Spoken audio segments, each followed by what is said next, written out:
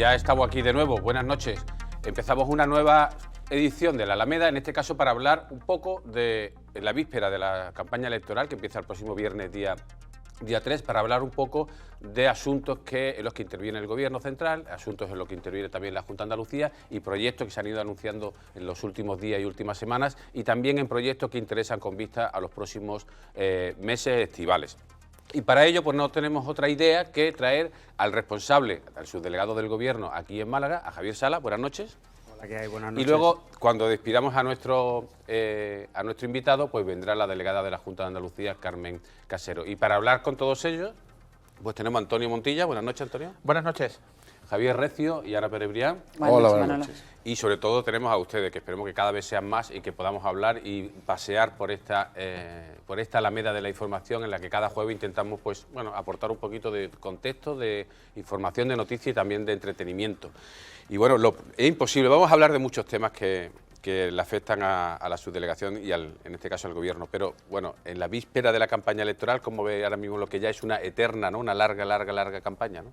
Bueno, sí, estamos en una larga campaña, una pre-campaña que estamos ya, pero prácticamente todos los partidos políticos están con la maquinaria electoral a tope. Bueno, déjame en principio que diga que para mí es un honor, un placer y un privilegio compartir mesa con Muchas tan ilustre plantel de periodistas de la provincia de Málaga. De llamar ilustres, periodistas. Sí, hombre, por supuesto. No, gracias a usted. Nada, y bueno, estamos en pre-campaña, es una campaña bastante importante, que nos jugamos la Junta de Andalucía, nos jugamos quién va a gobernar los destinos de los andaluces durante los próximos 4 años.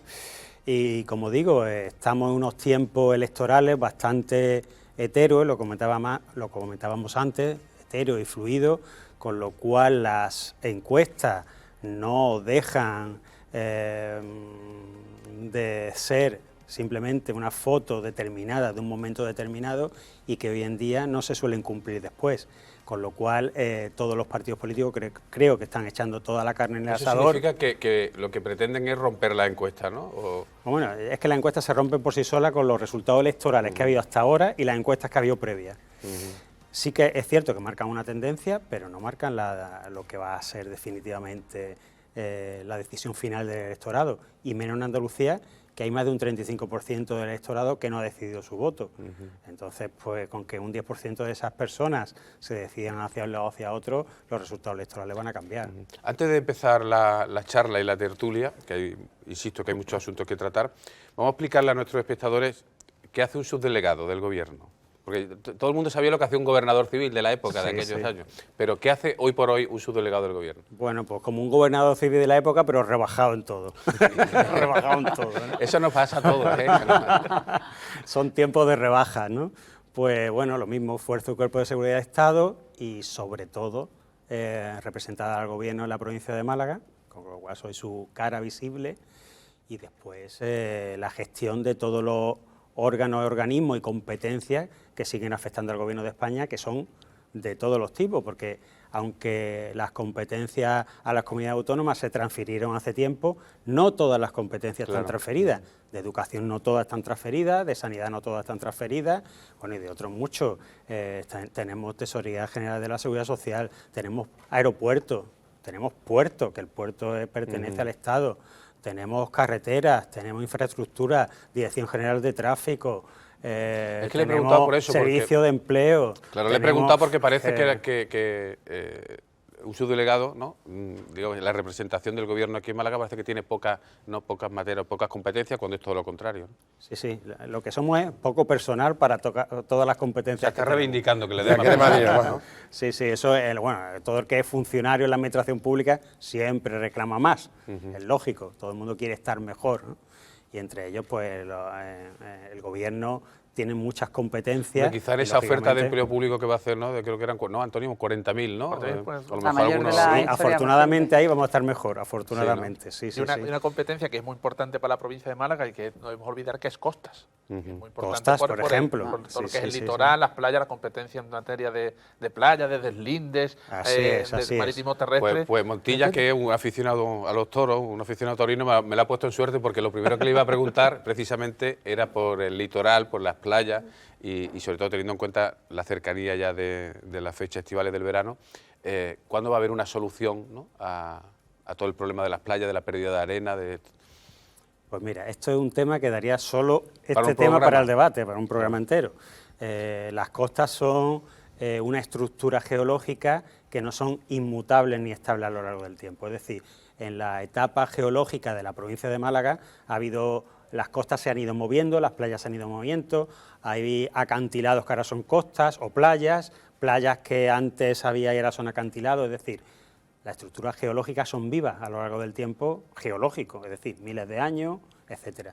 Con lo cual, el problema que tenemos es que nosotros como sociedad avanzada hemos utilizado las playas como un instrumento de mejora de la sociedad porque la utilizamos como industria turística y queremos que siempre estén en el mismo sitio y en las mismas condiciones, cosa en que en condiciones naturales no se da.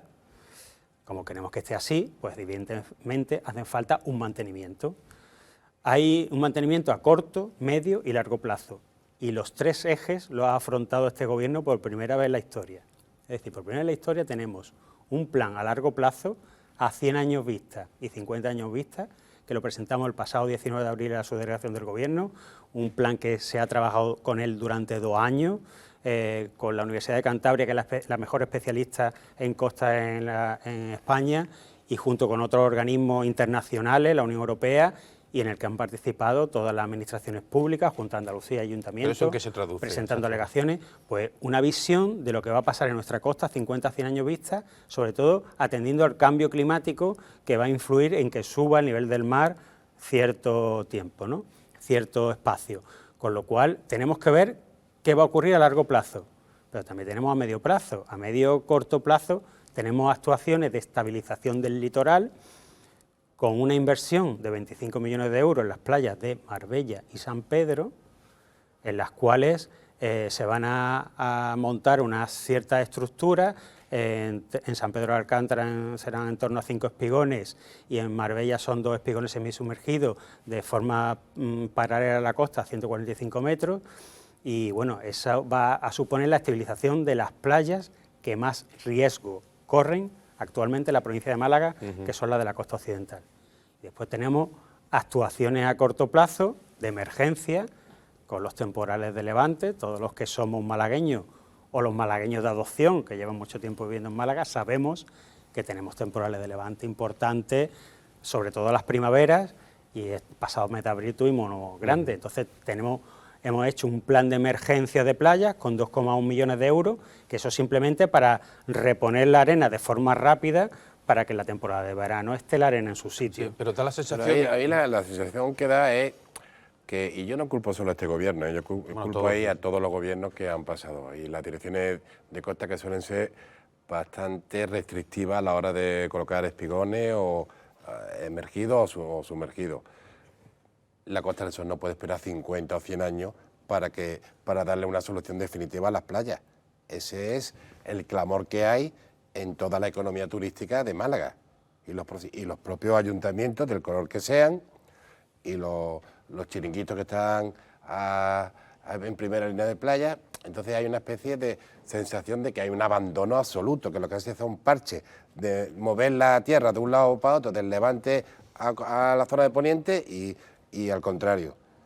¿Por qué no se soluciona de una vez? Porque ese discurso es muy bonito, vamos hasta ahora 50, 100 años, el tema de medioambientalmente, el estudio. Mire usted, la gente no puede esperar 50, 100 años para que se solucione un problema, porque no hay que olvidar que la Costa del Sol vive del turismo. Sí, tal vez no me haya explicado bien. No, si usted se ha explicado estupendamente. Tal vez no me haya explicado bien, pero es el primer gobierno que ha afrontado a largo, a medio y a corto plazo el problema de las playas. El gobierno de Rajoy anterior no hizo absolutamente nada, ni a largo, ni a medio, ni a corto plazo. Este es el gobierno que más está... ¿El de Zapatero hizo algo? Tampoco, ¿no? Ya no me acuerdo. Eso no se acuerda. Ya no llego a tanto, yo llego a Rajoy. La memoria es... Llega Rajoy y se salta los garrotes. Además no llegó. Bueno, el gobierno de Zapatero tenía en el número 2 de infraestructuras y de presupuesto a la provincia de Málaga. Recuerdo que el gobierno de Rajoy lo llevó al penúltimo puesto. Estamos hablando de costas. Bueno, costas entra dentro del dinero presupuestado para la provincia. Entonces, Y gracias a Rajoy, todas las infraestructuras que tenemos, gracias a Zapatero, tengo cuidado que se le ha ido. Gracias a Zapatero, ya me estás liando. Gracias a Zapatero, todas las infraestructuras que tenemos en la provincia de Málaga son gracias a él. Aeropuerto, puerto, carretera, autovía, etcétera. Es decir, cada uno lo suyo. Y como siempre digo, todas las infraestructuras importantes y principales de la provincia de Málaga han venido de gobierno socialista. Todas. Incluso las infraestructuras culturales, como puede ser el Museo Picasso o el Museo de la Aduana. Todas han venido de gobierno socialista. No hay ni una infraestructura importante que haya venido de un gobierno del PP. Y dicho esto, pasamos a las playas. Es el primer gobierno que afronta a medio, a corto y a largo plazo. A corto plazo, los aportes de arena, tal como digo, son elementos naturales, siempre lo vamos a tener que hacer, aunque haya espigones. Hemos hecho aportes de arena en playas que tienen espigones y que tienen defensas naturales, como pueden ser la playa de La Caleta o Malagueta en Málaga. Ahí, cuando viene un temporal de levante importante y grande, le da igual las defensas naturales que hay. No es igual el mismo destrozo que se produce en la Malagueta, que tiene defensa, que en otras playas que no tiene. Importante. Entonces, también es cierto que cuando tú haces un espigón en una playa, paras las corrientes de arena que llegan de un lado y que no lleguen a la playa siguiente. Es decir, que eso que dicen todos los alcaldes, me hace un espigón a mí, si yo te hago un espigón a ti, en la playa de al lado le estoy quitando la arena. Es decir, que estos son estudios que hacen los técnicos de forma muy importante y muy concienzuda. De hecho, ahí viene el estudio en gran parte de la Universidad de Cantabria. Dicho lo cual, aportes de arena siempre va a tener que haber, entre otras cosas, porque los ríos son los que aportan de forma natural arena y muchos ríos o ya no llevan agua por la desertificación o no llevan agua por los pantanos o no llevan arena por los pantanos que se han hecho que la paran. Con lo cual hace falta esos aportes de arena que de forma natural antes se hacían y ahora no se hacen. Eso siempre vamos a tener que hacerlo, siempre. Y aparte, habrá que estabilizar algunas playas que corren mayor riesgo, como es el caso que estamos haciendo en Marbella y San Pedro. Pero, por ejemplo, Javier, hay playas, por ejemplo, has hablado de la occidental, vamos al oriental. Ferrara es una playa que desaparece prácticamente cuando hay temporal, desaparece totalmente, ¿no? Yo creo que lo que Javier preguntaba, y yo creo que la duda general, es que parece ser que en los aportes de arena, que entiendo que técnicamente hay que hacerlos, porque es verdad que pueden parar, se está teniendo como el elemento sustitutivo, porque parece que hay ciertas como, no sé si miedo, o incluso, no sé si hay cuestión ideológica también en ese sentido, a construir espigones. Sumergidos o visibles, ¿no? Parece como que hay una sensación... Ha cambiado, ¿no? La política en ese sentido ha cambiado, ¿no? Bueno, la playa de Ferrara es otra que también vamos a actuar, que está aprobada la actuación con un espigón también allí semisumergido. Sí, pero creo recordar lleva que eran pidiéndolo años, lleva años. Bueno, pues por eso mismo estamos actuando, porque durante los años anteriores no se ha hecho y ahora nosotros, este gobierno, lo está haciendo. Es decir, que las actuaciones de las playas no se pueden hacer en un instante, todas a la vez y todas de golpe. Y ahí tenemos el ejemplo de los Baños del Carmen, que llevamos como 30 años esperando. O más. Bueno, y es un trocito de 800 metros. El único cambio importante que se hizo... Estamos esperando el proyecto del ayuntamiento, a ver si lo termina. El cambio más importante que se hizo fue pasarla de privada a pública. Yo tengo una curiosidad sobre ese informe, sobre todo vamos a echar la vista un poco hacia adelante. ¿Qué dice la Universidad de Cantabria que va a ocurrir en las playas de Málaga dentro de 100 años? ¿Cuáles son los peligros a los que nos enfrentamos? Es decir, yo tengo un poco de dudas sobre ese plazo tan largo, teniendo en cuenta que, por ejemplo, las playas de Málaga hace 100 años lo que eran la línea industrial de la Málaga de finales del 19 y de principios del 20. ¿Qué importancia tiene? O sea, decir, yo creo que tú le preguntas a alguien hace 100 años qué evolución piensa que va a haber en la playa y jamás te hubiera dicho algo turístico, porque la playa no se utilizaba para eso. ¿Cuál va a ser el panorama de las playas de Málaga según la Universidad de Cantabria dentro de 100 años? ¿O a qué peligro nos enfrentamos? El peligro principal, lo he comentado, que es el cambio climático, que va a influir que el nivel del mar suba. Hay varios escenarios de subida del nivel del mar, según el cambio climático vaya más o menos, pero lógicamente no es ningún escenario positivo para las playas de Málaga, con lo cual con esa perspectiva a largo plazo va a permitir que a medio y largo plazo las siguientes actuaciones que se hagan en las playas de Málaga, ya sea este gobierno, si seguimos, o otro gobierno de otro partido que llegue, pueda hacer actuaciones con respecto a las previsiones que hay de dinámica del litoral. De eso se trata. Si tú no sabes cómo va a evolucionar la costa, no puedes ponerle soluciones a los problemas que pueda haber. Entonces, primero es que tenemos que saber ¿qué va a pasar? ¿Y dónde va a haber principales problemas y dónde va a haber menos? Para atajar los que estimemos oportunos. Si no tenemos eso, no podemos hacer nada. Quiero recordar que en el informe se decía que aproximadamente, no sé si el 40 o el 50% de las playas de la corrían peligro de desaparecer. Y a mí lo que me preocupa el mensaje es que nos fuéramos haciendo la idea. Y eso yo creo que es lo que el sector turístico no se quiere hacer realidad. Hombre, ni nadie, pues, evidentemente. Bueno, el mensaje que se lanzó desde Costa fue... ¿Qué malagueño dices tú? ¿Te gustaría perder tus playas? Pues, evidentemente no, a nadie le gusta perder sus playas. Eso lo dijo el director general de Costa, ¿eh? Bueno, pero tenemos que saber qué puede ocurrir, y si lo que puede ocurrir es eso, vamos a prevenirlo, ¿no? Entonces yo creo que es un documento fundamental para establecer las políticas de las playas de Málaga los siguientes años. Ahora mismo tenemos Marbella y San Pedro, como he dicho, que es lo principal, porque son las playas que más peligro corren, las playas de la costa occidental de Málaga, sobre todo por el tipo de corrientes marinas y por los temporales de levante, que allí abaten más. Algunos alcaldes dirán, es que en la mía también. Sí, también, pero es que allí se constata pero que se puede hablar de que en un futuro a medio plazo, o sea, las playas de Málaga, de todo el litoral de Málaga estarán protegidas, tendrán sus espigones tanto sumergidos o no, es decir, que podrán conservarse o va a depender un poco de... Hombre, las infraestructuras, como la que estamos haciendo ahora en Marbella, o vamos a hacer en Marbella y San Pedro, evidentemente ayudarán a conservar y a disminuir los peligros que corre esa playa a lo largo del tiempo. Para eso se hace, si no, evidentemente no se utilizaría dinero público para ello.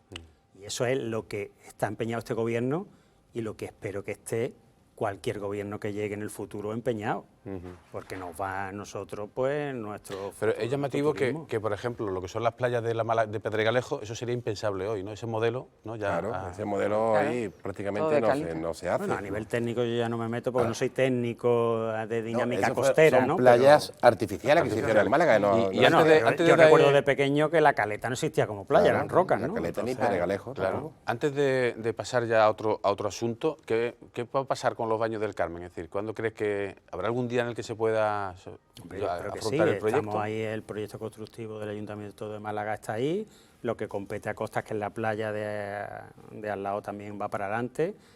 Yo espero que en breve, tiempos administrativos.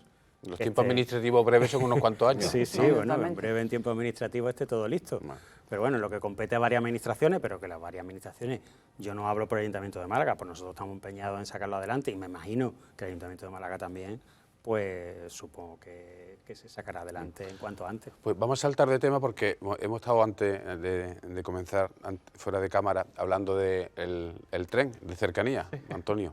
Sí, no, bueno, hemos tenido... Es verdad que ya se han resuelto los problemas de temas de cercanía, ha habido muchas quejas de los usuarios porque los servicios se habían reducido enormemente en servicios en una de las líneas más rentables, que es la C1, la C2 que va a Fuengirola.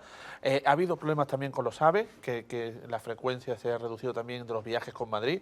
Y ahí hay dos cuestiones que yo quería plantear. Una es, ahora mismo una de las principales quejas es el tema de los precios del AVE, que sigue habiendo muchas quejas del alto precio. No sé si Renfe está estudiando bajar o incentivar de alguna manera o descuentos, beneficios a los usuarios. Y después un asunto que es verdad que después dirán que nos acordamos en campaña, pero bueno, aprovechamos siempre que vienen las responsables preguntar, ¿el gobierno tiene previsto llevar de alguna manera el tren a Marbella? No digo ya una línea de alta velocidad, sino prolongar cercanía, etcétera. ¿Tiene el gobierno, en este gobierno, algún interés o algún proyecto ahora mismo que nos vaya de llevar el tren de alguna manera a Marbella?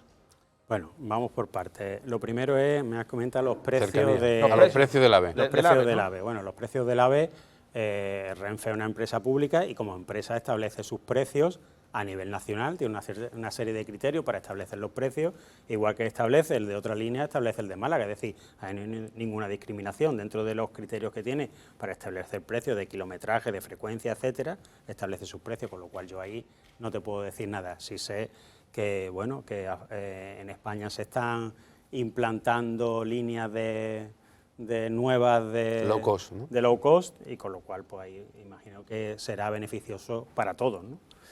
Y en cuanto a la red de trenes de la provincia de Málaga, bueno, pues este gobierno ha llegado y en los presupuestos generales del Estado. Más allá no te puedo decir, porque no sé lo que el legislador hará en el futuro, no me compete a mí, pero en los presupuestos generales del Estado de este año tenemos una inversión de cerca de en torno a unos 300 millones de euros en líneas ferroviarias.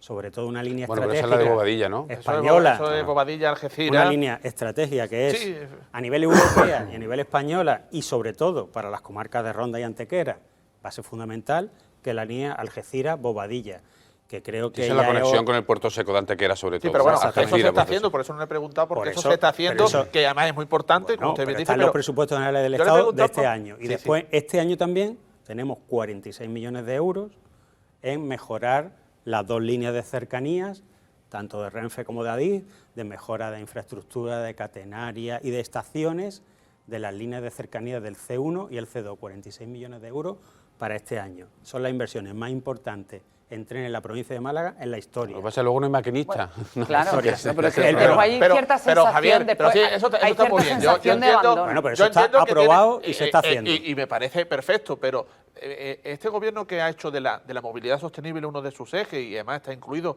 dentro del paquete de estos de los fondos europeos que van a venir para potenciar el desarrollo de la movilidad sostenible en el futuro, y que en una provincia como Málaga, donde hay problemas en las carreteras, como vemos, se produce un accidente en la A7 en cualquier momento y se forman unos atascos. Esta semana pasada hemos tenido 2 atascos monumentales en la zona de Marbella, en el momento que hay un accidente mínimamente grave.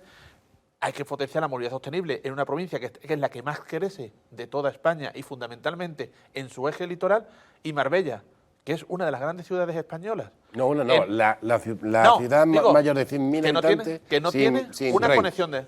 ¿Qué va a hacer el gobierno con ese asunto? Lo entiendo perfectamente, pero este gobierno ha llegado y ha puesto encima de la mesa más de 300 millones de euros para mejorar las líneas férreas de la provincia de Málaga. Todo no se puede hacer a la vez.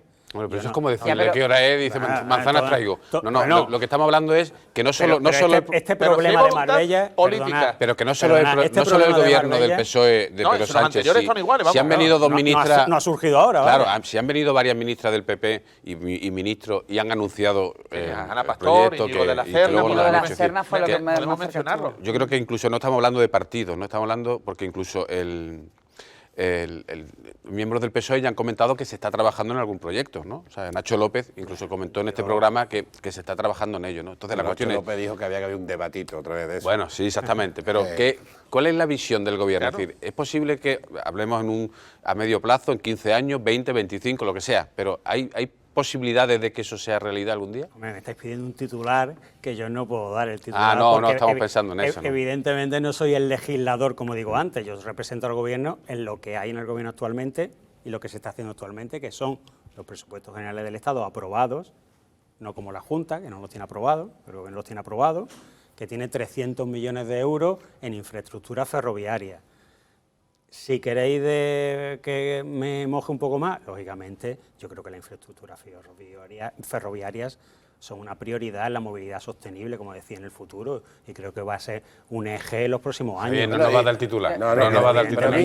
Al hilo de lo que le ha comentado Antonio Montilla, usted, subdelegado del Gobierno, miembro del Partido Socialista, ¿ustedes cuando ven el agravio que hay, por ejemplo, el castigo que hay con la línea de cercanías de Málaga y del AVE, ustedes no levantan la mano y dicen, oye, ¿qué pasa aquí? ¿Que la línea más rentable que hay en España es la más castigada? ¿Pero castigada por qué? Con menos frecuencia se quitaron. La falta de maquinistas se notó mucho más en Málaga que en el resto de España. Bueno, vamos a ver. Esos son datos, ¿eh? Todo es... Y con datos en la mano, la línea más rentable de España, que es deficitaria, ¿eh? Son todas deficitarias. Pero esta es la menos deficitaria. Bueno, todo es y en AVE pasa igual. Todo es relativo y según cómo lo mire. Evidentemente, te contesto también lo que dijiste antes, hubo un problema de maquinistas puntual, en el cual se suprimieron ciertas líneas porque no había maquinistas, por las jubilaciones, sobre todo durante el periodo COVID, que no se pudieron reponer maquinistas, porque también hubo pérdida, como sabéis. Lo siento, pero tengo que volver a la época Rajoy, en la que hubo muchos recortes a nivel de funcionarios y de empleados públicos, porque no había tasa de reposición en ninguno, por la crisis, por lo que fuera, pero no había tasa de reposición ni de empleados públicos ni de funcionarios. Es un problema que se sigue pagando hoy en día en toda la estructura del Estado y de las empresas públicas. Afortunadamente nos vamos recuperando. entre ellos fue los maquinistas. Afortunadamente se han ido recuperando a partir de estos meses y se han ido reponiendo las líneas de cercanía primero y de AVE después, con lo cual estamos volviendo a la normalidad absoluta. Actualmente estamos al 85% de las líneas de AVE que había antes, cuando la ocupación de los AVE va a menos nivel que anteriormente, es decir, que en proporción tenemos más líneas que ocupantes. ¿Por qué? Porque que ¿por qué dice que menos ocupación? Los AVE van todo llenos y sobre ese 85% sí que es cierto que últimamente se han añadido dos frecuencias, exactamente, pero todavía estamos en 13 cuando lo normal y sobre todo... Y se van a llegar al 100% igual que se ha hecho en cercanías. Sí, subdelegado, pero es que sobre todo es la comparativa y además es que la hemos hecho en el periódico y me consta que Ignacio Lillo en concreto la ha hecho en comparativa con otras ciudades de referencia en las que se puede mirar Málaga como Valencia o Barcelona. Málaga está todavía, claro, Málaga está todavía. Claro que lo que se percibe es que con los catalanes no son capaces de reducirlo y nos toca a nosotros. Yo no hablo por Cataluña, yo hablo por Málaga. No, eso lo digo yo. Igual que se ha repuesto la línea de cercanía, en cuanto haya maquinistas suficientes, se irán reponiendo las demás. Ayer en el foro organizado por Sur, en el que estuvo el presidente de la Junta de Andalucía, Juan Manuel Moreno Bonilla, alertó sobre el agravio que se puede producir en el proyecto que tiene el Gobierno de una inversión de 10.000 millones de euros para la fabricación de microchips y el presidente de la Junta alertó o llamó la atención sobre la posibilidad de que haya un agravio comparativo respecto a las inversiones que se puedan hacer en Cataluña y en Andalucía. ¿Qué respuesta podría darle desde el Gobierno? Bueno, pues... el tiempo lo va a decir, le va a decir quién tiene razón de los dos. Pues por eso mismo que el tiempo va a decir la razón, que el presidente de la Junta de Andalucía vive de agravio y de anuncio. La Junta de Andalucía no ha hecho nada por la provincia de Málaga, absolutamente nada. Decidme algún proyecto que haya hecho la Junta de Andalucía en Málaga. Bueno, cerrar la avenida de Andalucía. Que no haya sido la continuación de los proyectos que ya tenía la Junta de Andalucía socialista anteriormente, y vive de anuncios y de agravios. Yo combinaría al presidente de la Junta de Andalucía que se mojara por Málaga, trabajara por Málaga y apostara por Málaga. Y colaborara sobre todo con el Gobierno de España, que no han colaborado en nada. Pero en ese sentido, mójese usted por la provincia de Málaga y usted defiende al Gobierno en Málaga y es malagueño. Málaga va a tener un papel, vamos a decir, preponderante no, pero sí relevante en esos fondos para fabricar microchips, dado que estamos hablando de un campo que es de las nuevas tecnologías, donde y que Málaga, incluso en el parque tecnológico se ha creado una fundación. Hay una fundación, incluso hay empresas y Málaga ha hecho de la apuesta tecnológica. Es decir, Málaga va a tener un papel relevante en ese plan nacional de que se va a invertir más de 10.000 millones de euros para el tema de microchips. Hombre, el PERTE se anunció hace un par de días. Actualmente no tengo yo noticias de qué se va a desarrollar el PERTE y dónde. En cuanto las tenga yo os las daré sin ningún problema. Pues le preguntaremos, porque además como el tiempo dirá quién tiene razón, le invitaremos para... Pues lo que sí es cierto es que el Gobierno de Málaga, el Gobierno está siempre apoyando a la ciudad de Málaga, no solo con todos los proyectos que acabo de decir y los presupuestos del Estado, en el cual Málaga es de las primeras, no como antes, que era de las últimas, sino en proyectos estratégicos de la ciudad como es la Expo 2027. Ahí desde el principio el Gobierno ha apostado por Málaga. Estamos ya actuando. El otro día el alcalde bajó las expectativas, ¿no? Sí, hombre, evidentemente no es una decisión que ni le compete ni al alcalde tomarla ni al Gobierno. Es una decisión de la Oficina Internacional de Exposiciones, pero creo que ahí estamos realmente trabajando de forma dura y concienzuda para que esa Oficina de Exposiciones vea el proyecto de la exposición de 2027 de Málaga como la más atractiva. ¿Tenemos posibilidades? Sí. ¿Es seguro? No. El ministro de Asuntos Exteriores era mucho más positivo, por lo menos cuando estuvo aquí en Málaga, tanto las declaraciones que hizo como la entrevista que le hicimos en Sur, y él decía que estaba todos los días haciendo iniciativas porque es fundamental la labor del Ministerio de Asuntos Exteriores, pero también creo que es fundamental la labor del presidente del Gobierno porque es un proyecto de país. ¿Le consta a usted que el presidente del Gobierno esté haciendo gestiones a nivel internacional para que haya apoyos a esa candidatura de Málaga? Me consta desde el Ministerio de Exteriores trabajos de forma directa del Gobierno de España implicándose al máximo para que esa exposición venga a Málaga, eso me consta. Y yo espero que, bueno, a nivel internacional, pues esa exposición en los distintos países se vea como el proyecto más atractivo, mucho más que, bueno, las dos candidaturas un poquito más rivales que tenemos, que son la de Estados Unidos y la de Tailandia, tal vez ahora sean las principales, pues que seamos superiores a ellas y nos voten a nosotros. Muy bien, pues nos quedamos con esa última idea. No sé si le hemos sacado algún titular, Javier. Pero no, estaba ahí duro. Habrá que... La ausencia del titular sobre el litoral. Bueno, muchas gracias por estar aquí. Ha sido un placer que venga por primera vez aquí a la Alameda. Esperamos que vuelva en otras ocasiones. Y bueno, y como le decimos a todos, aunque usted no es candidato, pero bueno, si es del Partido Socialista, pues nada, que haya suerte y que consigan lo que se proponga. Muchas gracias, y que sobre todo que los andaluces tengamos suerte decidiendo y que tengamos un gobierno que... Suerte y ojo. Ojo, y que prospere Andalucía, que es de lo que se trata. Bueno, muy bien, pues muchísimas gracias y a ustedes les pedimos que sigan ahí, vosotros también quedaros aquí en la mesa porque seguiremos en la Alameda en unos minutos.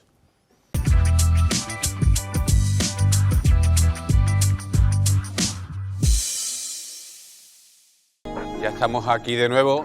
No crean que esa música de la cabecera es de tranquilidad, porque nosotros acabamos con la tranquilidad y nos ponemos aquí a debatir con nuestra nueva invitada, que no es otra que la delegada de la Junta de Andalucía, Carmen Casero. Buenas noches. ¿Qué tal? Buenas noches. Bueno, y hay que darle casi la enhorabuena, ¿no? Porque está casi recién llegada al cargo, porque Patricia Navarro es delegada de la Junta de Andalucía en Málaga, al ir de candidata en la lista del Partido Popular a la elección andaluza, pues ha tenido que dejar el cargo, ¿no? Eso es, los delegados no son elegibles, entonces cuando van en lista electoral tienen que dimitir y ella dimitió hace una semana y media aproximadamente y yo he tomado las riendas. Muy bien, la verdad. Bueno, ha tomado la rienda y viene con la carpeta de papeles, con lo cual no sé si es que vendrá a contarnos cosas, pero antes de que nos cuente lo que quiera, ayer el presidente de la Junta, Juanma Moreno Bonilla, anunció un nuevo hospital, ¿no?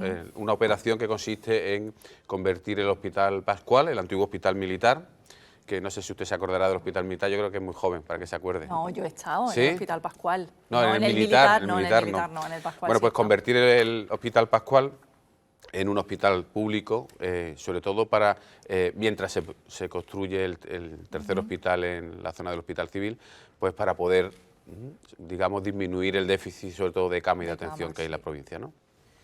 Bueno, yo no lo sabía, me enteré allí, yo creo que como todo el mundo, me pareció una magnífica noticia. Al final nuestra responsabilidad es ir buscando soluciones, aunque tenemos en marcha el gran hospital, efectivamente una infraestructura que tardará, pues no sé, 3, 4, 5 años y mientras que ve la luz, si se ponen a disposición de los malagueños más camas, siempre serán bienvenidas porque desde luego el índice de camas por habitante en esta provincia deja bastante que desear y tenemos que actuar de manera eficiente y lo más rápido posible, es una buena oportunidad. Ahora, hablamos del tercer hospital, el Hospital Pascual, ninguno tiene nombre, ¿no? Parece que habría que ponerle algún nombre a los... Ya ha habido por ahí en redes algunas sugerencias, pero ¿ha tenido la oportunidad de preguntar al presidente? Dice que se enteró ayer sobre plazo y sobre todo eso una cuestión... Eso no se dice, ¿eh? Yo no sé, si me deja un poco eso, usted diga que sí lo sabía y ya está. No, yo digo la verdad, no lo sabía, no tenía ni idea. Algunos detalles, los plazos y sobre todo también una cuestión que preocupa bastante es ya no solo la infraestructura sanitaria, sino el personal humano, ¿no? La dotación, que no es ningún secreto, pues que resulta realmente complicado todo el tema del factor humano en los hospitales por la ausencia de trabajadores, de médicos, de enfermeros, pues cada vez más complicado de hecho, llegar a las bolsas de trabajo. Él ayer también en su intervención, bueno, estabais todos allí, habló de la carencia estábamos allí porque de médicos, era un foro del sur, claro. De la carencia de médicos y del problema que tenemos para a veces suplir las vacantes. Bueno, él ha hablado en todo momento de un hospital de gestión pública y habló del año 2023 y ese será el plazo.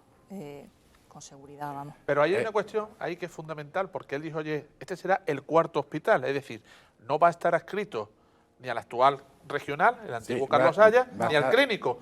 Pregunto, porque él dijo que era un cuarto, entiendo que tiene una independencia, si tiene independencia tendría que tener un personal independiente. Propio, que no vaya... O va a ser un hospital, por ejemplo, como cuando se inauguró el del Guadalhorce, que era un hospital comarcal, pero adscrito al clínico, con lo cual el personal era del clínico. En este caso, ¿nos puede dar algún detalle más de cómo va a hacer eso? Es decir, ¿el personal va a ser hospital del regional, va a ser hospital del clínico? No lo ¿O sé, eso está definido? ¿O hay que contratar nuevo personal? Porque hay que contratarlo de enfermeros, de auxiliares, de médicos. Bueno, yo por su planteamiento de cuarto hospital entendí en todo momento que era un hospital independiente adscrito al SAS y que tendrá su propio personal. Yo no conozco el detalle de cómo se va a aportar el personal de ahí, me imagino que será a mí personal del SAS. Me da la impresión de que va a estar adscrito al a lo que es Carlos Haya, al A regional. lo que llaman regional. Al regional, que es Carlos Haya Que toda todo la el mundo llama vida. Carlos Haya. Carlos Haya toda la Igual vida. que el Pascual, el nombre que tenga será el Pascual o el Hospital Militar. Da igual por el nombre mucho, que se le ponga, es verdad. Eso será siempre así. Y creo que según algunas averiguaciones que hemos hecho directamente con el SAS, va a estar adscrito a Carlos Haya. Eso Que significa quizá- que a lo mejor no se contratan muchos médicos, pero sí enfermeros. Médico en a lo mejor. principio no se va a contratar ni uno. Lo que se van a contratar parece que son personal de enfermería. Auxiliares. Entonces, a mí, digo por cambiar un poco el tercio, el señor Sala, que estaba ahí sentado hace unos minutos, ha lanzado una afirmación muy contundente que dice que la Junta de Andalucía no ha hecho absolutamente nada por Málaga, salvo continuar los proyectos que ya tenía en marcha el Partido Socialista. ¿Qué tiene que decir usted? ¿En materia de sanidad? No, en todo. No, en todo. Ah, En general, en todo. general, una crítica general. Ahora es cuando puede sacar la carpeta, ¿no? Yo creo que hay muchos hechos que rebaten eso. El primero es la salud, la sanidad, es decir, lo que nosotros hemos hecho en 3 años y medio de gobierno no era nada de lo que había previsto, porque es que además no había nada previsto, porque el cacareado tercer hospital ha tenido muchos anuncios y ningún proyecto, nunca. El proyecto lo estamos redactando ahora que está en licitación, es decir, que cuando tú tienes un proyecto en marcha y no puedes concluirlo porque pierdes el gobierno, tú puedes demostrar que el trabajo estaba al menos iniciado. No es desde luego el caso de la materia sanitaria ni de muchas otras, vamos, ni del Plan Guadalmedina, ni de nada. Es decir, que argumentos para rebatirlo hay muchos. Yo entiendo que a él no le guste que el gobierno de Juanma Moreno haya puesto en marcha muchas cosas que había pendientes en esta ciudad, pero es que las ha puesto. ¿Como cuál? Como cuál, el metro, por ejemplo. Es que cuando nosotros La llegamos, llegada del metro a la Alameda. Hombre, cuando nosotros llegamos al metro, el metro estaba el sitio vallado y no había nadie trabajando. La prueba está en que en esa legislatura, en los 3 años últimos del PSOE gobernando, no llegó a 20 millones de euros de facturación una obra como el metro. Nosotros hemos gastado ya 94 millones de euros en los mismos 3 años, es decir, que hacía falta implicación, trabajar con eficiencia y poner recursos. Y el metro era un agujero de arena, literal. Es que allí no había nada, es que no había ni gente trabajando. Es que o sea, las zonas en superficie, que fue lo primero que despejamos, no estaban despejadas, muchas de ellas, porque es que allí no había nadie que dijera, esto se puede quitar, podemos dejar que la gente pase por esta zona o por esta otra.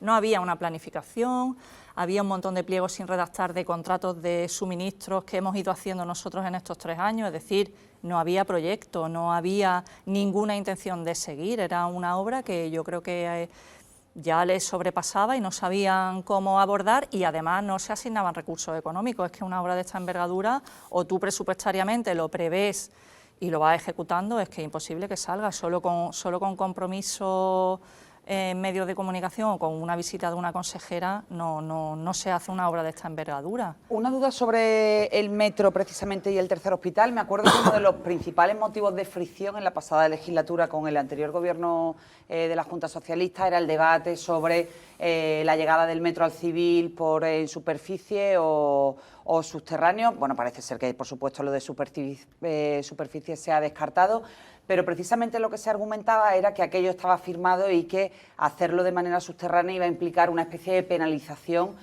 para la obra del metro que podía ponerla incluso en peligro. ¿Aquello en qué quedó? Porque está claro que aquello se descartó y no se ha sabido... Aquello quedó en nada. Nosotros la financiación del BEI, que era la que hacía alusión siempre el gobierno andaluz, que estaba en peligro, no puso hemos ningún presentado problema. el cambio de modalidad de metro y no ha habido ningún problema, ya está, no pasa nada. Es que hay que trabajar y hay que trabajar de manera seria y la realidad es que el gobierno anterior, yo creo que su premisa era llevarle la contraria al Ayuntamiento de Málaga, entonces todo lo que pidiera el Ayuntamiento no se hacía nunca y por eso al final no se avanzaba y a veces hay que tener, no sé, un poco más de generosidad e intentar llegar a acuerdos aunque los partidos sean distintos a la hora de desarrollar algún proyecto de tanta magnitud y de tanta importancia para una ciudad como Málaga. Al final, bueno, hemos atendido la petición del Ayuntamiento que el metro sea soterrado al civil y muy pronto se licitará la redacción del proyecto y seguiremos avanzando, claro, sin problema, ¿no? ¿Qué creéis vosotros que va a suponer la llegada del metro, Javier, al centro? Yo creo que va a ser la gran eclosión del metro en Málaga. Creo que va a ser va a tener un crecimiento exponencial. Mucha más gente no solo es la llegada al centro, ¿no? Es también poder ir, por ejemplo, a Teatinos, ¿no? Claro, es que yo creo que mucha gente de los barrios de Málaga, por donde pasa carretera Cádiz, zona de Carranque, Portada Alta, ahora yo siempre he sostenido que el metro se hizo al revés. El metro tendría que haber empezado del centro hacia los barrios, no de los barrios hacia el centro. Ahora sí que tiene mucha gente que coge el metro, va a tener ahora una bastante mayor funcionalidad. Que te deje el metro en la Alameda principal, pues va a ser una auténtica revolución, que no sé, que yo si fuera el gerente de la MT, por ejemplo, estaría preocupado, porque le puede robar mucho. Pero quizás ahí lo que yo he hecho en falta, y yo creo que se apuntó en su momento, es que se empezara ya a trabajar en ese cambio que va a suponer en la movilidad general de la ciudad, la llegada del metro al esto. Pues está hablando de los barrios donde el metro pasa, pero por ejemplo, un señor que tiene que ir vamos a poner de La Araña, que vive en La Araña, que tiene que ir a Teatinos en transporte público, ahora puede venir, tiene que haber un autobús, puede venir un autobús a la Alameda, coger, cambiar. No solamente va a cambiar la movilidad de los barrios donde pasa el metro, sino de aquellos que están conectados con el centro. Entonces yo creo que ahí hace falta una política común entre el metro por un lado y la empresa municipal de transportes, coordinar para que en aquellas zonas, vamos a decir, donde el metro no esté, hace falta reforzar quizás las líneas de la MT para que vayan a focalizarse hacia el centro, las zonas donde está el metro. Ahí, no sé, yo no soy técnico, pero creo que ahí hace falta esto porque yo creo que lo que va a suponer la llegada del metro al centro es una revolución de la movilidad de la ciudad. Después de verdad, hay que reconocerlo, de 16 años de sufrimiento para las propias ciudades. Y de parálisis total y de verdadera ruina. Que están descritos, de parálisis, de obras, de suspicacias, de recelos iniciales. Aquí había muchos recelos en esta ciudad. Recordad los debates que había en el año 2003, 2004, 2005, antes de que empezara, había muchos recelos en muchos sectores. Cuando el metro ha empezado a funcionar, es verdad que solamente en esa parte de la Y, que era solamente la U, bueno, pues ya la gente que en esa zona vive, etcétera, ha visto que es un medio eficiente, que tiene su utilidad, y ahora va a tener muchísima más cuando la gente va a llegar a la feria, ¿no? Porque ese compromiso sigue, ¿no? La gente a la feria va a poder bajar vestida de Faralaes al centro a disfrutar de la feria del centro, ¿no? Habéis podido comprobar, porque viene vuestro periódico también hoy, que estamos haciendo como una jornada de puertas abiertas con algunos colectivos para que, bueno, para que vean en qué circunstancias se encuentra la obra, que está totalmente finalizada. La campaña no tiene nada que ver, eso estaba ya previsto. Y ha coincidido, ¿no? Ha coincido, ha venido muy bien y lo estamos haciendo. Y está muy bien hecho porque es verdad que cuando hemos hecho cosas dentro de Metro ha bajado la prensa, han bajado distintas autoridades y tal, pero nunca la gente, y al final yo creo que estaba bien que la gente viera que el metro está realmente acabado y que estamos en pruebas de seguridad y que serán esas pruebas las que determinen qué día se va a poner en marcha el metro, aunque es verdad que tenemos el compromiso de que sea verano. ¿Tienen ya la fecha? Feria. No tenemos la fecha, no. Si yo la tuviera, que no la tengo. Nos la decía ahora mismo, ¿no? Por supuesto, porque la diría el presidente, como ustedes entenderán. Me hubiera dicho pero no la tengo. No, pero yo insistiendo en lo que ha dicho, en lo que ha comentado Montilla, y tú, Manolo, también preguntabas qué pensamos que va a suponer el metro. Yo pienso que va a ser una auténtica revolución también desde el punto de vista de lo que siempre hablamos de la ciudad partida por la cicatriz del Guadalmedina. Y creo que en ese sentido habría que tener cuidado con lo que dice Montilla, porque sí se puede establecer una especie de nuevo agravio entre la zona oeste de Málaga, que está perfectamente conectada, que tiene su metro y tal, y la zona este, que tradicionalmente también se ha quejado de cierto abandono, porque, bueno, porque por circunstancias tienen determinadas cosas y determinado apoyo y voto incluso garantizado, y que se quede definitivamente colgada. Bueno, pero no solo por eso, Ana, la zona oeste de la ciudad es una zona que se ha ido desarrollando urbanísticamente en una etapa muy reciente. La zona este no es así, primero, y segundo, tiene una orografía mucho más difícil que la oeste, es decir, es que bueno, por eso hay que buscar podrá haber un metro al palo, pero nunca va a haber, que decía Montilla, claro, pero ponerse ya en eso para que no se establezca un nuevo agravio. Yo desconozco si el ayuntamiento está trabajando en esos planes, sí sé que está muy bien coordinado con la Agencia de Obra Pública en todo lo que concierne a la obra de metro, tanto de la línea que tenemos en ejecución como del Hospital Civil, la próxima.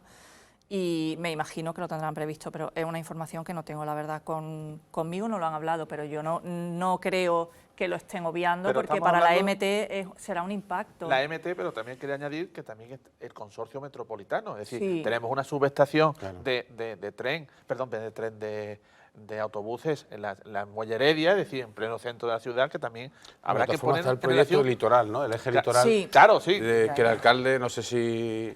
No, pero digo de coordinar un poco todo esto, temas de billetes, temas de transbordo, temas de estas cuestiones que creo que es fundamental para facilitarle al usuario pues el uso del transporte público y también contribuir con eso, pues eliminar atascos, Claro, pero tema el- de medio ambiente, etcétera, ¿no? Pero el transporte urbano se puede usar con la tarjeta de Sí, transporte. sí, pero ahora mismo. digo ahora que esto va a suponer ahora mucho más movimiento, Sí. porque la gente ahora ya dirá, si yo me bajo, vengo en un autobús, yo qué sé, de Moclinejo, me bajo en la subestación de esto y tengo que ir al Hospital Carlos Haya, Sí. pues a ver cómo las conexiones, etcétera. Me refiero que va a tener ahora mucho más actividad el metro, que esto también tendrá que ser tema de Sí. personal, supongo, tema de incluso no sé si los vagones pueden ser más amplios, digo, porque va a tener mayor movilidad, porque creo que recordar que el objetivo es que llegar a los 20 millones de pasajeros, si no tengo mal entendido, los estudios de cierta viabilidad que se presentaron hablaba de esa cifra, ¿no? Es decir, ya no estamos hablando de un metro como hasta ahora que ha dado un servicio, sino que estamos hablando ya de un metro importante, ¿no? Sí. Ahora, si salimos para salir un poco de lo que es la capital, ¿no? Que hemos hablado de dos proyectos muy concretos de la capital, también el presidente dijo ayer en el foro que la próxima legislatura incluso podía ser la legislatura del agua, ¿no? De infraestructuras, ¿no? Sobre todo teniendo en cuenta los problemas que hay, no solo de regadío, sino de abastecimiento.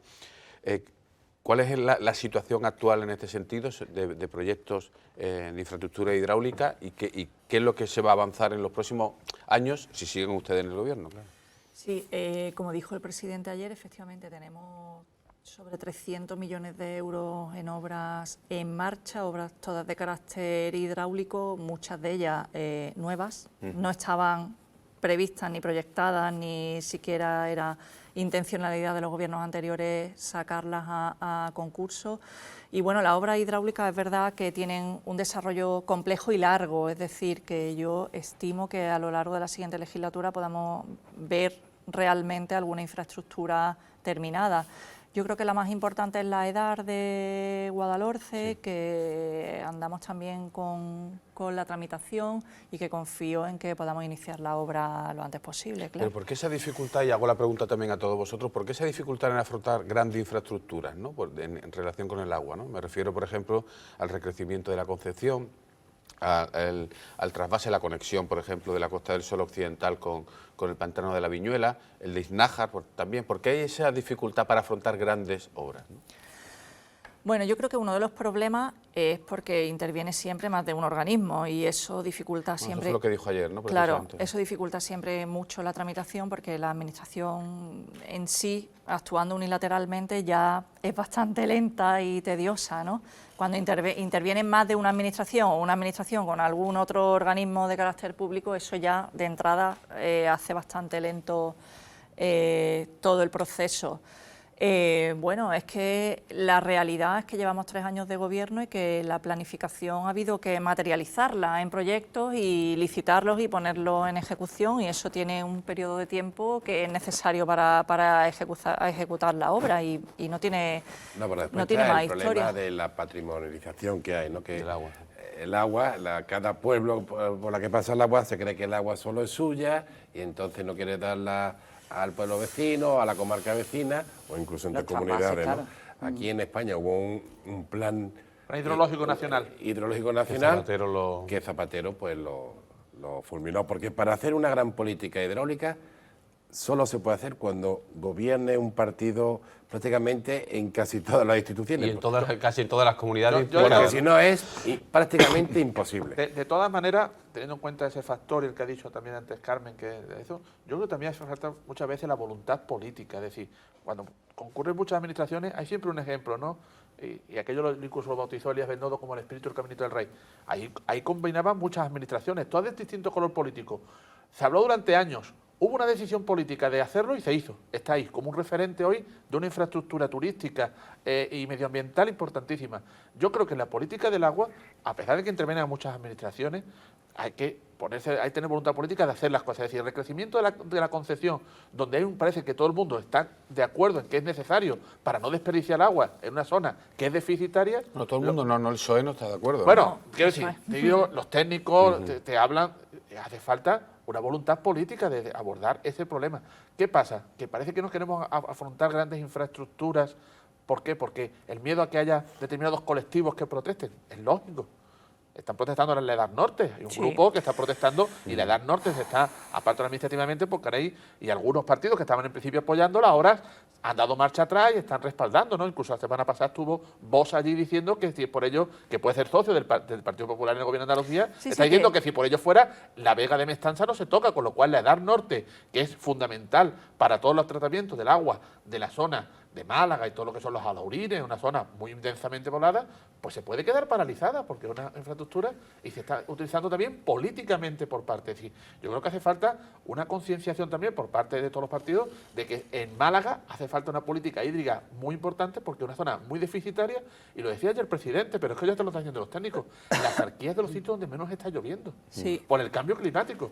Y es donde más agua se necesita porque los subtropicales, que es un gran motor económico ahora mismo de la provincia, consumen necesitan mucha agua. Sí, y además, Málaga tira mucha agua al mar. Exactamente, también publicamos hace unas semanas en el periódico que estábamos tirando muchísima agua reciclada, se está desperdiciando. Es decir, falta una política hídrica, digo en el caso de la provincia de Málaga exclusivamente, seria, ¿no? Porque tenemos un problema importante y esto puede repercutir en otro gran sector que es el turístico, no olvidemos, Que para empezar, si arreglaran todas las pérdidas que hay de tubería, que se está calculado un 25%, pues mira sí, muchas de las obras que tenemos en marcha son para eso. Pues mira tú si ahí se consigue para aprovechar agua. al máximo Claro, los que ese recursos. agua reciclada no sé, Yo sigo intrigado con la carpeta, ¿eh? O sea, No, mira. ¿trae alguna noticia? No, porque yo le veo ahí con la carpeta y no la abre y digo, estará esperando al final ¿Por qué no me para... está haciendo falta? Ah, ¿no? ¿Por qué no me está haciendo falta? Bueno. Que Vamos. muchas de las obras que sí, perdona que te interrumpa, son para, efectivamente, para aprovechar al máximo los recursos. Había muchas canalizaciones en el pantano de la Viñuela que estaban impidiendo que los aportes de agua, por ejemplo, fueran al 100%. Son obras que no son visibles, pero son muy necesarias.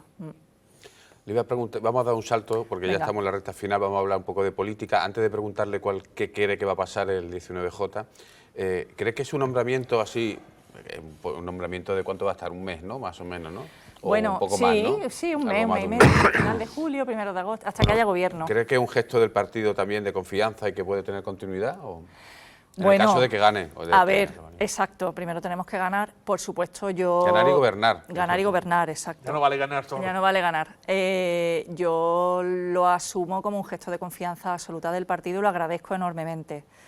Me lo tomo como algo absolutamente provisional. Yo vivo el presente, me han sumado esta tarea a las que ya tenía y lo asumo con responsabilidad. Cuando veamos si gobernamos o no, ya cruzaremos ese puente y, hombre, yo creo que Patricia Navarro ha hecho un trabajo magnífico y ella volverá o no volverá, lo decidirá ella o lo decidirá el presidente.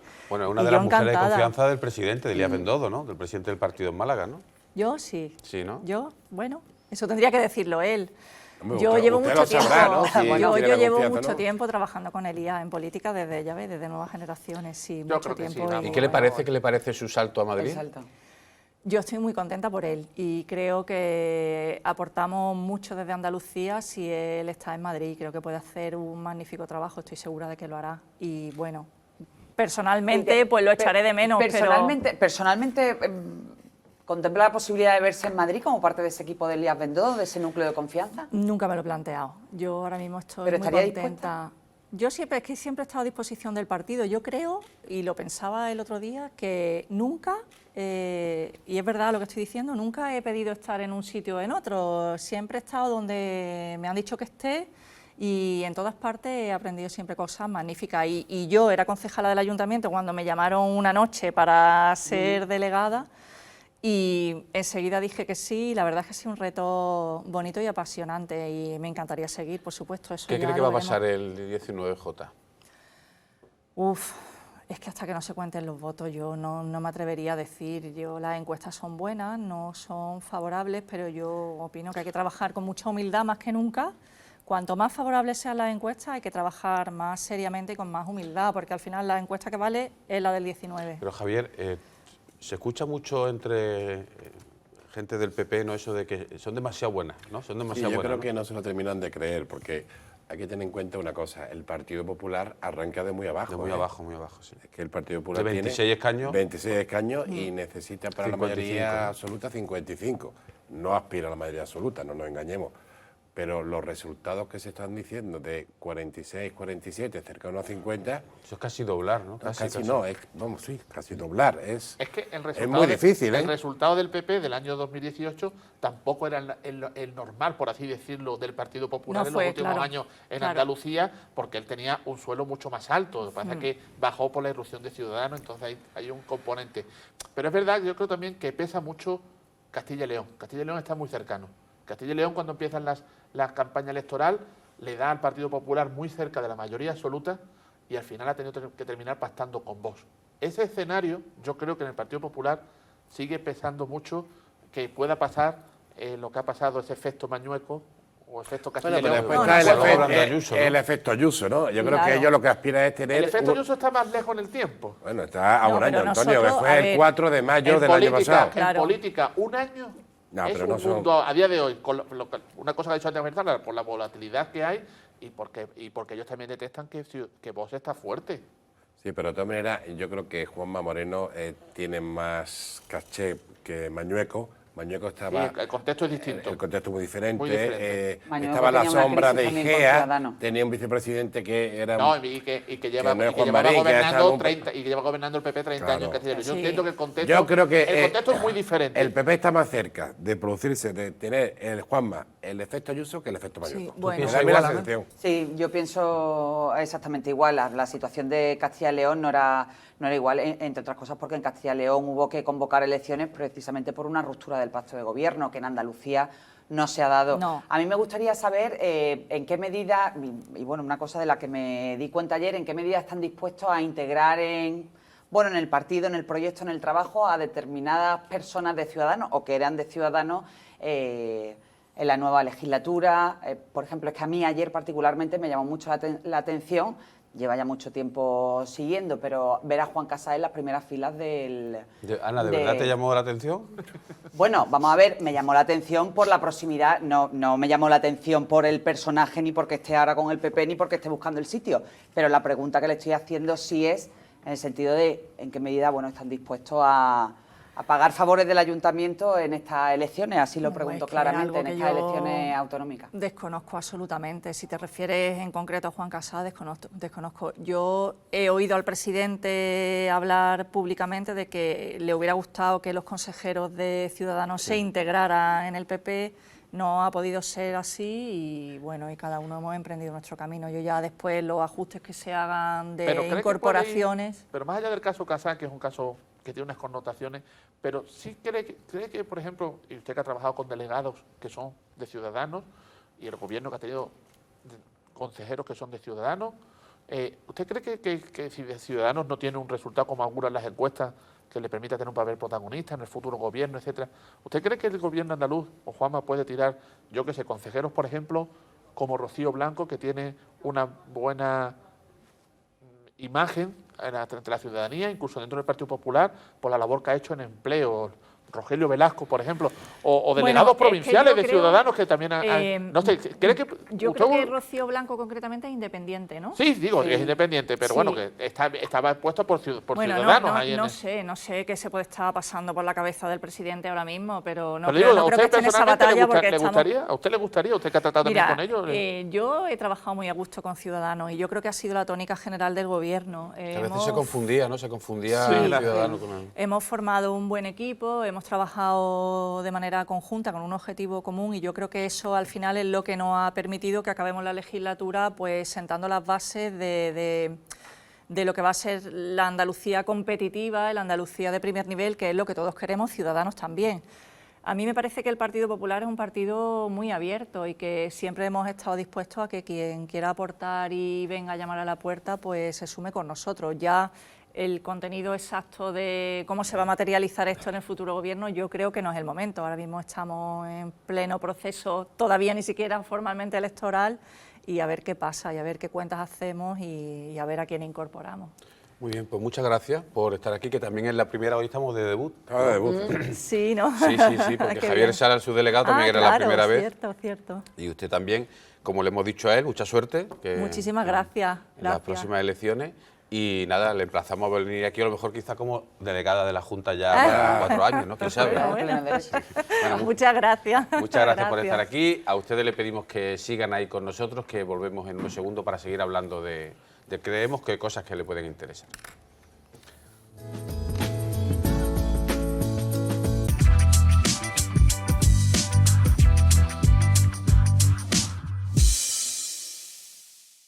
Pues encaramos la recta final de esta Alameda después de haber hablado con el subdelegado del Gobierno en Málaga, también con la delegada de la Junta de Andalucía en Málaga, y ahora vamos a aparcar un poquito la política y la infraestructura y vamos a hablar un poco de la vida. Y para hablar de la vida y también de otras cosas, pues tenemos a Andrés Olivares. Buenas noches, Andrés. Muy buenas noches. Voy a decir de la vida y de la muerte. Y de la muerte. Pero bueno, digo, mejor que lo diga él, ¿no? Pues hablaremos de la vida y de la muerte, que en mi vida existe muy de cerquita la muerte. Es un placer estar con vosotros esta noche. Bueno, pues bienvenido, es la primera vez que viene a la Alameda. Hoy hemos tenido como 3 invitados que no habían estado nunca. Bueno, pues nada. Y con lo cual es una alegría. Ya no entregamos tazas ni cosas de esas, Nada. pero bueno, Entonces algún día habrá que hacerla, ¿no? Me voy. Tenemos que hacer la Si la taza de primera vez que me Alameda. invitáis no me voy a llevar algo, me voy. Claro. Bueno, pues encantado Igualmente, Manuel, un placer. de que esté aquí. Estamos hablando con Ana Pérez Brián, Javier Recio y Antonio Montilla. Y bueno, Andrés, sobre todo, aparte del responsable de la Fundación Olivares, de la que vamos a hablar un poco, ¿no? Sobre todo para explicarle a los espectadores que no lo sepan, yo creo que la mayoría lo saben, pero sobre todo estaba hablando con una persona entusiasta, un vitalista, ¿no? Y alguien que precisamente una tragedia, ¿no?, le enseñó a vivir. Sí, yo siempre digo en charlas que doy y tal, que no hace falta que se te muera un hijo para darte cuenta. Eso sería lo ideal, ¿no? Que es la vida, sí, pero parece ser que sí, que es necesario que se muera un hijo, y 2 y 3, y que la sociedad vaya en este drama y sufrimiento constante para que el ser humano se despierte en algún momento y sea capaz de decir, yo no quiero vivir de esta manera, ¿no? Es verdad que durante ese año que viví de experiencia con mi hijo me enseñó a vivir. Yo antes pues bueno, hacía mis pinitos, iba al Cotolengo, estaba con los ancianos, era catequista, bueno, me gustaba ayudar. Sí. Me metí en el mundo empresarial y bueno, parece que te ponen unas orejeras y ya nada más que ves números, presupuestos, facturas, clientes, proveedores, y tuvo que llegar un chaval de 7 años en forma de hijo, una forma preciosa, y decirme, papá, creo que este no es tu camino. De hecho, yo pregunto mucho en esas charlas a las personas que tengo enfrente, ¿sabéis cuál es vuestro propósito real de vida? Si es levantaros cada mañana normalmente enfadados porque el despertador suena muy temprano y he dormido mal y llevo a los niños al colegio y me voy a trabajar y resulta que mi jefe o mi compañera siempre me mira de mala cara, volver a casa, preparar las cosas de los niños, recogerlos. O sea, el día a día del ser humano creo que lo vive tan deprisa que se le olvida abrazar lo esencial. Y bueno, pues tuve el gran privilegio de que mi hijo me eligiera como padre y enseñarme a través de su enfermedad lo que es, tú has hablado de que soy un hombre vitalista, de abrazar y vivir la vida de esta manera, que le estaré eternamente agradecido. ¿Y cuál es el secreto para no despistarse? O sea, me explico. Si todo el mundo cuando tiene una pérdida o cuando sufre una enfermedad siempre dice, esto es un aviso y tengo que cambiar, pero luego uno vuelve a la rutina, ¿no?, de siempre. Entonces, ¿cómo mantiene no se despista y mantiene ese espíritu, ¿no? Bueno, el ser humano normalmente está muy despistado y habitualmente, a consecuencia, y lo digo con todo el cariño del mundo, a un volumen de comunicación a través de los medios de comunicación que te lleva a esa parte de cómo tienes que vivir. Yo, por ejemplo, cuando voy a los colegios les pregunto a los chavales, ¿tenéis alguna asignatura que se llame cómo ser? No existe, no te enseñan a ser persona, a vivir.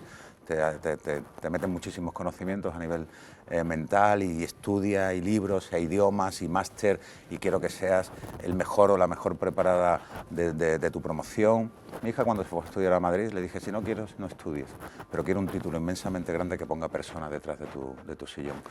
Después serás lo que tengas que ser, pero quiero que seas persona. Y a ser personas no nos enseñan. Creo que el sistema educativo de este país o del mundo en general no apuesta por esa parte de valores tan importantes como es ayudar a los demás, que es muy fácil. Yo me dedico 24 horas del día a ayudar a los demás y es un planazo. O sea, yo tengo un regalo de vida y me gusta compartirlo. Como un día cualquiera de Andrés Olivares. Bueno, un 24/7, pues te puedo decir que un domingo... Claro, porque dice, no, yo es que he aprendido a vivir, dice, sí. Pero lo mejor también está enfrascado, ¿no? 24/7... Pero es que esa es una manera de integrar lo que es la vida.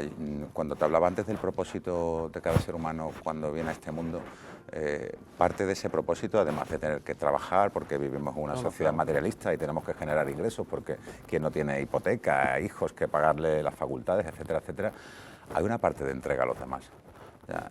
Nuestro compromiso con la sociedad es hacer una sociedad mejor de la que hoy existe, ¿no?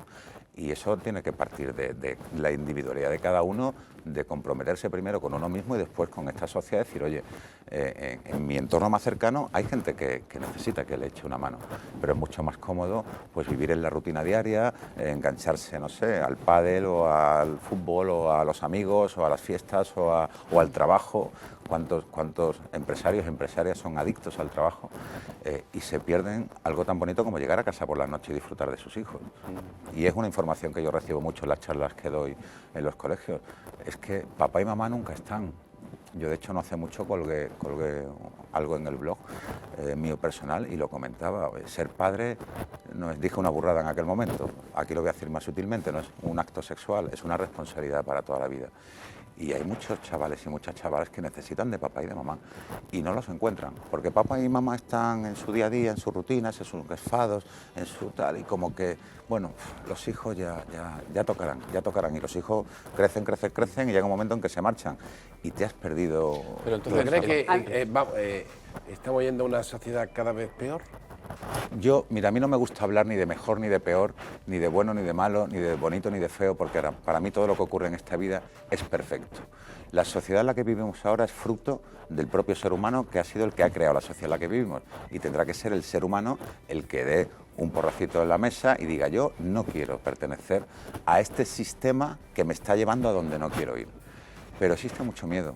El ser humano, bueno, lo hemos tenido hace muy poquito tiempo, la pandemia, lógicamente ha existido, no seré yo el que diga que no, pero detrás de la pandemia la información que ha habido ha sido un miedo atroz, pero no viene de ahora, viene de todas las civilizaciones. Si analizamos, nos vamos a Egipto, a Babilonia, al Imperio Romano, al medievo, siempre ha habido un poder establecido que ha tenido sometido al pueblo a un miedo atroz. Y cuando una persona tiene miedo a dar un paso al frente, se queda anclado y no lo da. Los coaches ahora hablan mucho de esa zona de confort. Y yo, que llevo ya 14 años viendo y tomándome muchos cafés con muchas personas, lo veo. Digo, estás cómodo y estás cómoda. No te gusta nada, no quieres seguir con tu marido, con tu mujer, tienes 20.000 problemas con tus hijos, con tu jefe no te puedes mirar a la cara cada mañana, pero... Y la gente se agarra a algo que no siente. ¿Por qué? Porque el ser humano normalmente piensa en exceso. Y siente... La cabeza es el peor enemigo de... Bueno, yo la mentira la denomino como la ira de la mente siempre está enfadada. Y la vida no es para pensarla, es para sentirla. En eso que ha dicho, le ha preguntado antes Javier, y entroncando con lo que decía anteriormente de los valores, etcétera, por su experiencia, ¿vamos hacia una sociedad más insolidaria? En el sentido de que esos problemas de la vida diaria, del ajetreo, de las rutinas, de los problemas que hacen alejarse, usted ha hablado del caso de los padres que se pierden esas partes de la vida de sus hijos, pero socialmente, ¿vamos a una sociedad más insolidaria? Porque muchas veces la percepción que tengo es que Málaga, o digo por lo más cercano, somos gente solidaria cuando llega a ayudar, pero sí. ¿Su percepción cuál es? ¿Vamos hacia un esquema más individualista y menos solidario? No sé. Bueno, el ser humano es muy individualista hasta que se mete en... ¿Que tiene un problema?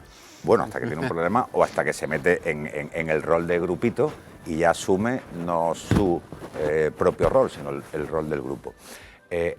el ser humano es bueno por naturaleza, y yo estoy cansado de decirlo, sobre todo con los chavales que me encanta ir a los colegios, y se lo digo, no es que sois gente preciosa, sois tíos y tías muy bonitos por dentro, pero no os han enseñado a ser eso bonito que tenéis, os han enseñado, bueno, no quiero nombrar cadenas de televisión, pero en España hay una cadena de televisión que es, con todo el cariño y respeto del mundo, lo peor que pueden estar viendo hoy gente joven, porque para que un chaval de 15 o 16 o 17 años adopte como modelo de sociedad lo que la televisión le está mostrando y lo abrace de tal forma que diga yo quiero ser como eso, como esa, como aquella, como... pues muy mal vamos. Yo como presidente de la Fundación, que llevo ya 12 años, he recibido muestras de solidaridad muchísimas. O sea, Málaga y la gente en general es solidaria, pero es solidaria en un momento determinado. Lo que le cuesta es el compromiso de seguir avanzando en ese sentido. La perseverancia, ¿no? Y creo que te podría explicar por qué, por la propia experiencia. Y voy a poner un ejemplo a lo mejor muy banal. Los domingos las personas que van a misa, limpian su conciencia y cuando salen de ese templo vuelven a ser quienes son. Y en muchos casos dista mucho su comportamiento de lo que dentro de una iglesia se debe demostrar, ¿no? No pasa algo parecido con la solidaridad, ¿no? Parece que también eso es lo que digo, o sea, que sí, que hay un evento, que hay un hecho concreto, que bueno, pues... y lavar la conciencia, ¿no? Claro, mi Pablito Raez pues movió lo más grande y hubo un boom, pero el boom ¿dónde está?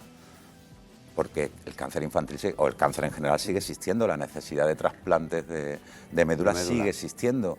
Entonces parece que nos movemos a base de impulsos, de pellizquitos. Y de tragedias. Bueno, al por final. supuesto. A mí es que me gustaría insistir en tu perfil personal, ¿no? Porque parece que todo esto, por supuesto, aparte de la pérdida de tu hijo Luis, parece que esto ha sido una cosa muy natural, pero a mí me gustaría recordar que Andrés es una persona preparada, bueno, que también la pérdida de tu hijo supuso una ruptura en tu vida que te hizo, bueno, dar el paso.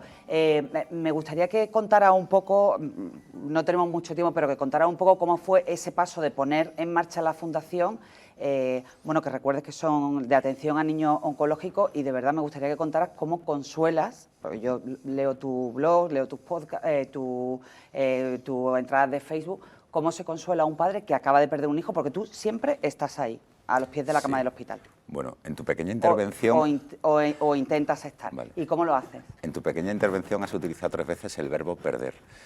Yo siempre he dicho que yo no perdí a mi hijo, porque mi hijo no es mío, y eso es algo que hablo mucho con los padres. Nuestros hijos no son de nuestra propiedad, pero vuelvo al sistema. La parte de posesividad de esto es mío, como lo tengo 9 mesecitos en mi vientre, ¿quién me va a quitar a mi hijo? Y parece que cuando un hijo se marcha, pues el primero en el que te acuerdas de no muy bonita manera es de Dios. Como me has quitado algo que, bueno, mi hijo no es mío, por lo tanto no puedo utilizar el verbo perder ni enfadarme porque nadie me lo ha quitado. El proceso de mi hijo fue un proceso de aprendizaje. Yo vine aquí con un plan de vida y me torcí. Y lo tuve que aprender a través de su enfermedad y de su marcha. Él se encargó de durante ese año enseñarme cuál era mi propósito. Y de una manera tan bonita que yo nunca lloré la marcha de Luis. Mi hijo se marchó un lunes y yo volví a Málaga un miércoles y el viernes estaba en el hospital. Lo hago sobre todo, Ana, desde el agradecimiento. Si observas, la sociedad en general está todo el día pidiendo. Siempre estamos pidiendo. A los santos o no santos, o a los amigos, o a los... Da igual, el caso es pedir, porque tiene un sentimiento de carencia tremenda. Y todo lo vuelca en el pedir. Yo nunca he contado las veces que de mi boca sale la palabra gracias al cabo del día, pero te aseguro que muchísimas. Jamás pido nada, porque ya se nos ha dado todo. Ya lo tenemos todo. Nacemos con un cuerpo que es perfecto, con un interno que es la esencia divina, que es mucho más que el cuerpo, que esa es la perfección absoluta, y estamos todo el día pidiendo que mi hija apruebe este examen, que me contraten en tal sitio, que por favor que mi hermano no tenga un tumor, que o sea, constantemente vivimos en una sensación de carencia tremenda. Y la sociedad de lo que realmente está carente es de amor. Hay una falta Bueno, ya sabéis todos que yo me dedico mucho a abrazar, me encanta. De hecho, el otro día firmé un acuerdo con la Fundación de la UMA y les propuse crear una cátedra de abrazoterapia, porque la gente tiene mucha necesidad y a la vez le da mucha vergüenza el pedir un abrazo. Una pregunta que le dijo a la universidad cuando propuso eso. Bueno, primero se rió. Por eso... Eso me imaginaba. Pero allí nos dimos todos un abrazo, ¿eh? Allí empezaron Entonces de los que dan los abrazos muy Sí, el fuertes. rector también, ¿eh? El rector también es de... No, y después, de verdad, me gustaría que contara brevemente cómo se consuela a un padre que ya sé que no debe utilizar el verbo perder, pero que... Cuando se le marcha un hijo. Claro. Mira, consuelo no existe, ni yo me considero nadie Claro, sí. para consolar. Ahora yo, cuando a mí me pidió el antiguo delegado, el antiguo gerente del SAS de la Junta, Andrés, me elaboras un plan de paliativos a nivel andaluz y tal, y empecé a bichear y vi que todo se hacía online y que me parece fantástico que ahora la tecnología esté por donde está, pero bueno, está quitando también mucho de la sociabilización del ser humano. Lo llamé y le dije, mira, yo he visto que todos los cursos son online y hay muchos tecnicismos y tal, pero tú un abrazo, como lo enseñas a través de un ordenador, o un silencio, porque el silencio a veces hace muchísimo más que llegar al tanatorio y decir lo que dice todo el mundo. No te preocupes, que el tiempo lo cura todo, que tienes otros hijos, que tal, que verás tú, que... Todo un padre que su hijo se acaba de marchar, y más en las circunstancias de nuestros niños que viven un proceso anterior, que es una montaña rusa, donde hoy parece que está muy bien y mañana está fatal, y yo he visto allí de todo. No le puedes decir nada. Ni yo personalmente, ni creo que nadie se considere capaz de decirle nada a un padre o una madre que su hijo está allí en cuerpo presente. No hay palabras. Hay eso, hay un silencio, hay un abrazo y hay el que ellos sientan que hay un padre que pasó por lo mismo que ellos pasaron y que siempre va a estar ahí, ¿vale? Por eso al cabo del mes, los 2 meses, 3 meses o los 2 años, Andrés, me gustaría tomarme un café contigo, y se empiezan a abrir, pero ellos tienen que vivir su proceso. Es inevitable, claro. Aquí no hay una varita mágica, se te ha muerto un niño, que no existe la muerte, pero para que nos entendamos, tómate esta pastilla y mañana te levantas nuevo. No. O sea, eso lo llevas toda la vida. ¿Y cuáles ahora son sus proyectos, o sea, su misión o su visión para los próximos... Pues eso como responsable de la fundación. Eso me preguntaba no hace mucho, en un canal de pacientes que se ha creado. Me gusta mucho que haya un canal que le dé voz a los pacientes. Y Manolo, yo ni el pasado ni el futuro, yo estoy aquí ahora mismo con vosotros. El tener metas que hoy te incentivan mucho a que el ser humano se proyecte metas y objetivos y tal, es llevarte a un punto de ilusión que puede que ocurra o puede que no ocurra. El problema es que si no ocurre, como no te han enseñado a lo que es la frustración, pues entonces te pegas un batacazo importante. Yo prefiero vivir el aquí y el ahora, porque estoy aquí ahora. Yo veo que hay niños que están aquí y dentro de 5 minutos ya no están. O sea, veo que la vida pasa, el tránsito de lo que es la vida y la muerte, por eso considero que es lo mismo, es tan rápido que no me voy más allá de este ratito. Sí es cierto que, bueno, que precisamente con la Fundación de la UMA hablamos de que queremos crear un ciclo formativo de lo que es la psicología, la logopedia y la fisioterapia desde la oncología, que es una clínica que nosotros llevamos años prestando a nuestros niños y niñas, y que no existe máster en psico-oncología sí, pero en logo-oncología no, y en fisio-oncología tampoco. Bueno, pues a lo mejor sería bueno que en las facultades o en los colegios profesionales se les pudiera prestar un apoyo, un ciclo formativo, terminándolo con un congreso a nivel nacional sobre el cáncer pediátrico. Bueno, yo creo que ya sabéis todos que a mí me encantaría, pero bueno, si llegó, y si no llega, pues no pasa nada. Tener un centro de oncología pediátrica aquí en Málaga, pero no para poner quimioterapia, radioterapia, sino una especie de hospital de alma, ¿vale? Porque la ciencia o la medicina hoy en día está muy enfocada en la parte física de un paciente, que por supuesto no es ni un riñón, ni un hígado, ni un pulmón, es un ser humano. En este caso, con los niños o con las niñas, es ese niño o esa niña más todo su entorno, los hermanos, que bueno, son una parte muy importante en el proceso, los padres, los abuelos. La sanidad se jacta de hablar de la humanización, y yo llevo muchos años y veo muchas cosas y hacen muchas cosas muy bien, pero esa parte la tienen un poquito coja. Quería saber, ¿qué papel juega para usted la religión en este...? Pues mira, te lo voy a decir muy claro, no creo en la Iglesia, pero creo profundamente en Dios y en Jesucristo. Es que por lo que ha dicho antes, cuando hablaba de ente, del misa, miedo, sí. ¿no? De ente superior que creaban miedo. Y yo estudié en un colegio católico y fui catequista y estuve en la comunidad de vida cristiana y he vivido muy de cerca desde lo que se puede en un Pero colegio. eso no puede interpretarse como un cabreo usted con la Iglesia, no, que ha sido catequista, que ha sido... No, lo que ocurre es que yo, a raíz de la enfermedad de mi hijo, que es otra cosa que le digo yo mucho a los chavales y a las chavalas en los colegios, que sean buscadores, que no se crean todo lo que le dicen. Yo llevo 14 años investigando mucho, he estado yendo mucho a Alemania durante 3 años y ahora mismo estoy en un grupo de investigación de medicina antroposófica que es, bueno, no es más que para que... Pues me va a perdonar, pero no, que nos entendamos muy rápido, las emociones se anclan en un trocito de cadena de ADN emocional y tiene mucho que ver con lo que la Biblia dice, que seremos responsables de hasta 4 generaciones siguientes, pero te lo dice desde esa parte religiosa que ellos entienden que te la tienen que contar, pero desde la otra parte, que es la que estamos analizando y trabajando en Alemania, pues tiene unas connotaciones de que los bisabuelos, los abuelos, los padres, los 9 meses de gestación dentro del vientre materno, los 0 a 7 años, que son importantísimos, la división en septenios, todo eso se queda anclado en un trocito de la cadena de ADN emocional, que la ciencia ya lo ha aprobado, que lo llama Lyme, pero que no lo saca a la luz, bueno, porque ahora mismo no le interesa, porque a nivel científico que a nosotros se nos escapa, hay cosas que no salen a la luz, que no deben de salir, porque hay muchos intereses creados. Entonces yo he buscado mucho, he indagado mucho, he confrontado cada una de las religiones o de las... y al final he entendido y le he dado lógica a mucho de lo que a mí me contaron de pequeñito en el cole, de lógicamente lo que me inculcaron mis padres a nivel educativo. Y bueno, yo ya después de la experiencia que viví, que yo con mi hijo además tuve experiencias a nivel espiritual que no se podrían contar porque la mayoría de las personas no las creerían, y sigo teniéndolas, realmente que te abren los ojos en muchos sentidos. Entonces, bueno, tuve una época que fue un proceso de mi vida en el que aprendí y adquirí ciertos conocimientos, pero hubo un antes y un después con la experiencia que viví con mi hijo, sin lugar a dudas, que me hizo ser quien hoy soy. Pues yo me quedo con esa, me quedo porque ya se lo ha acabado. ¿Ya está? Ya está, lamentablemente. No puede ser. Pero de verdad que no me lo... ¿Estás de broma? No. El momento ha sido muy pequeño, es que ha pasado volando.